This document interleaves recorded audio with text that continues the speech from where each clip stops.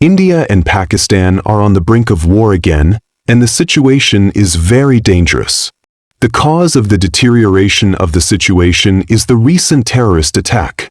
On April 22, 2025, gunshots in the town of Pahargam in Indian-controlled Kashmir disrupted the tranquility of spring.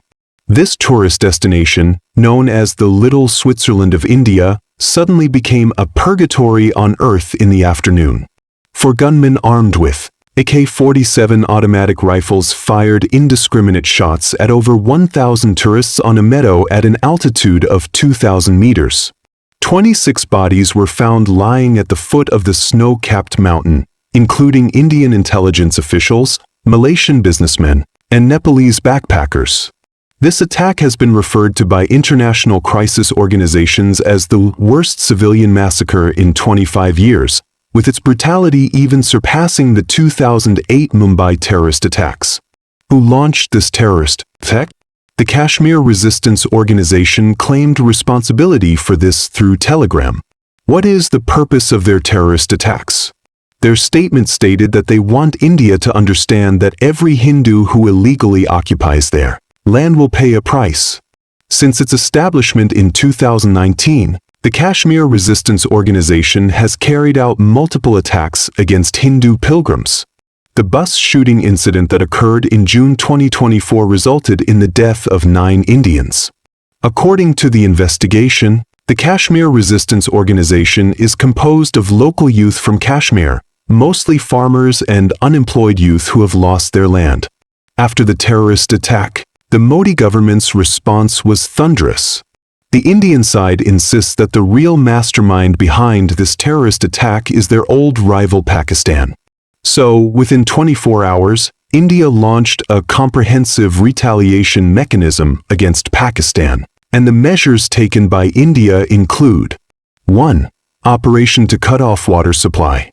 India has suspended the implementation of the 1960 Indus River Water Treaty and closed all water gates in the upper reaches of Pakistan-controlled Kashmir, which means that the irrigation system of 140 million farmers in Pakistan is facing paralysis.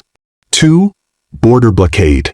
India has closed the only land port between India and Pakistan, Attari, cutting off 98% of the trade routes between the two countries, including Afghanistan's transit trade. 3. Diplomatic downgrade.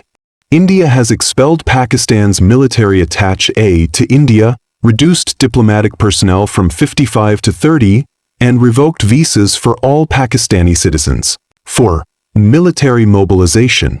India has deployed 5 armored divisions in Kashmir, with MiG-29K fighter jets stationed at border airports and electronic reconnaissance aircraft monitoring Pakistan's movements 24 hours a day. The Pakistani side has repeatedly emphasized that they have nothing to do with the terrorist attack that occurred on April 22 and expressed condolences to the victims. In response to India's unfriendly behavior, Pakistani Prime Minister Shehbaz Sharif convened an emergency meeting of the National Security Council to respond to India with an act of war. The measures taken by Pakistan against India include 1. Equivalent countermeasures. Pakistan has closed its airspace, banned Indian airlines from flying, suspended all trade with India, and expelled Indian military attaché. 2. Nuclear deterrence. Test fired the Babur cruise missile with a range covering New Delhi, while deploying the Shaheen-3 ballistic missile to Punjab province. 3. International litigation. Pakistan has filed a lawsuit with the International Court of Justice, accusing India of violating Article 2(4) of the United Nations Charter. India and Pakistan are currently in a state of hostility and tension. This crisis quickly escalated into the most serious standoff since the Third Indo-Pakistani War in 1971. Agence France-Presse commented, "The two countries are standing on the edge of the nuclear cliff, and any misjudgment could trigger a global disaster." The Indus River, the mother river that nurtured ancient Indian civilization, has now become a deadly weapon in the India-Pakistan conflict. According to the 1960 Indus River Water Treaty, Pakistan can obtain 80% of the water from 3 rivers in the west, including the Indus River, Jhelum River, and Chenab River. And India controls 3 rivers in the east. The Indus River Treaty has been hailed by the World Bank as the cornerstone of peace in South Asia, and even during the Indo-Pakistani Wars of 1965 and 1971, the treaty remained in operation. But India's water cutoff action this time has completely broken this tacit understanding. The Indus River accounts for 70% of Pakistan's agricultural irrigation water, supporting 14 million hectares of farmland and feeding 140 million people. According to World Bank data, 60% of Pakistan's wheat production and 80% of its cotton rely on irrigation from the Indus River. The Minister of Agriculture of Punjab province warns that if the water shortage continues for 6 months, Pakistan will face its worst food crisis since 1947. More seriously, arsenic pollution in Pakistan's groundwater has put 60 million people at risk of poisoning. India's water shortage has forced Pakistan to extract deep groundwater, accelerating ecological disasters. A study by Lahore University shows that the groundwater level in Punjab province drops by 1.5 meters per year, and at this rate, the region will have no water available by 2030. India's use of river water as a weapon is not a temporary idea. Since the abolition of Kashmir's autonomous status in 2019, India has built 12 hydroelectric power plants in Indian-controlled areas, including the Baglaha Dam, which can store 390 million cubic meters of water, equivalent to 15% of Pakistan's annual water consumption. The water supremacy strategy adopted by India is known as the most dangerous geopolitical experiment of the 21st century. There is a significant gap in military strength between India and Pakistan. Although India has certain advantages in conventional military power, Pakistan's nuclear deterrence system is more targeted. Its Babur cruise missile can carry nuclear warheads and has extremely strong low-altitude breakthrough capabilities. The Shaheen-3 ballistic missile has a range of 2,750 kilometers and covers the entire territory of India.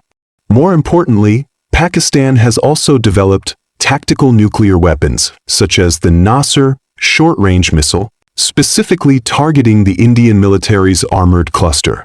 Pakistan's small for big nuclear strategy has made India wary. Stanford University nuclear policy expert Scott Sagan warns, if India launches a large-scale ground attack, Pakistan may use tactical nuclear weapons, which could result in 100,000 casualties and trigger a global nuclear winter. The Modi government's tough stance is closely related to its domestic political ecology. After Modi's re-election in 2024, the Bharatiya Janata Party promoted Hindu nationalism and portrayed the Kashmir issue as a holy war to defend Hindu holy sites. Modi declared on social media that Kashmir is the heart of India, and anyone who harms it will pay the price. This populist strategy has been remarkably effective. According to a poll by India Today, Modi's approval rating soared to 72% after the terrorist attacks, forcing the opposition Indian National Congress Party to support the government's stance. But analysts point out that Modi's crisis governance model carries enormous risks. Former Indian National Security Advisor Menon warns that Modi's extreme pressure strategy will not work because Pakistan has nuclear weapons. There are also different voices in India regarding Modi's actions. Former Indian Foreign Secretary Sham Saran wrote in the Indian Express that the water cutoff operation will cause the collapse of Pakistan's economy and instead give rise to more terrorist organizations. But this rational voice was quickly drowned out by the rising wave of nationalism within India. Kashmir, with an area of 190,000 square kilometers, has 77% of its population being Muslims. After the Islamic Armed Rebellion in 1989, India deployed 700,000 troops in the Indian-controlled Kashmir region and implemented the Armed Forces Special Authorization Act, allowing soldiers to arbitrarily arrest and shoot civilians in Kashmir. The Modi government's policy of autonomy in Indian-controlled Kashmir has intensified conflicts. After the repeal of Article 370 of the Constitution in 2019, India immigrated 85,000 Hindus to Kashmir in an attempt to change its population structure. This cultural colonization has sparked strong backlash from the local people, and the growth of the Kashmir Resistance Organization is an extreme manifestation of this sentiment. What's more complicated is that China's investment in the China-Pakistan Economic Corridor in Pakistan-controlled Kashmir has made the region the forefront of great power competition. The Size report from the American think tank states that Kashmir has become a new pivot in the triangular relationship between China, the United States, and India. At present, there are three dangerous directions in the situation between India and Pakistan. 1. Limited warfare. India may launch a surgical strike, airstrikes on terrorist camps in Pakistan, and the shooting down of Indian fighter jets by Pakistan may trigger local conflicts, ultimately cooling down through diplomatic channels. 2. Water resource war. Long-term water shortage in India will lead to the collapse of Pakistani agriculture, and Pakistan will use tactical nuclear weapons to attack Indian water facilities, triggering a nuclear upgrade. 3. Total war. A large-scale uprising broke out in Kashmir. India sent ground troops into the Pakistani-controlled area, and Pakistan launched a holy war mobilization, triggering the involvement of nuclear powers. Of course, these are just hypothetical situations. I hope they don't happen. Both India and Pakistan are more likely to choose a more restrained policy, with India demonstrating force and a tough stance to appease its domestic public opinion, while Pakistan maintains its dignity through reciprocal retaliation. Ultimately, the two sides reach a ceasefire through international mediation. The essence of the India-Pakistan conflict is the collision of two civilizations, Hindu nationalism and Islamic populism. But historical experience shows that confrontation will only bring destruction. The partition of India and Pakistan in 1947 resulted in 14 million people being displaced and 1 million deaths. The 1971 Indo-Pakistani War resulted in the death of 2 million people and gave birth to Bangladesh. Today, the nuclear weapons possessed by both India and Pakistan are sufficient to destroy each other 20 times. Nobel Peace Prize winner Malala Yousafzai called on, "We cannot let Kashmir become a graveyard of civilization." The leaders of both India and Pakistan should perhaps listen to the poem by the 14th century poet Lal Didi. If you have Allah in your heart, there is no need for a mosque. If you have brothers in your eyes, there is no need for borders. In Kashmir, what India and Pakistan need is not sharper swords, but a broader perspective.